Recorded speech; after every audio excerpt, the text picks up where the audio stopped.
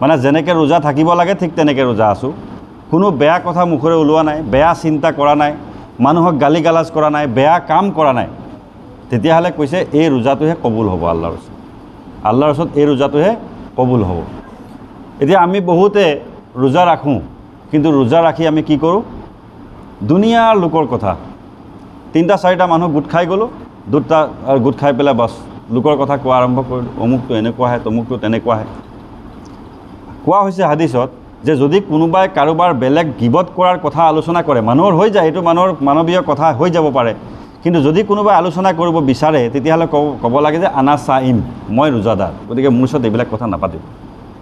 মই ৰোজাদাৰ, মোৰ ওচৰত তছবি আছে, মই আল্লাহ আল্লাহ কৰি আছোঁ। মোৰ ওচৰত ৰোজাদাৰ মানুহে সদায় তছবি এডাল হাতত ল'ব লাগে, আল্লাহ আল্লাহ কৰিব লাগে। কাম দুনিয়াবী ধান্দা আছে, দুনিয়াৰ কাম কৰিব লাগিব, কিন্তু দুনিয়াৰে কাম কৰি থাকোঁতেও ৰোজাদাৰে এজন ৰোজাদাৰ হিচাপে থাকিব লাগিব। মুখখনটো কাম কৰি থকা নাই, মুখখনটো আল্লাহ আল্লাহ কৰিব পাৰে, গতিকে মুখখনেৰে আল্লাহ আল্লাহ কৰি থাকিব লাগে।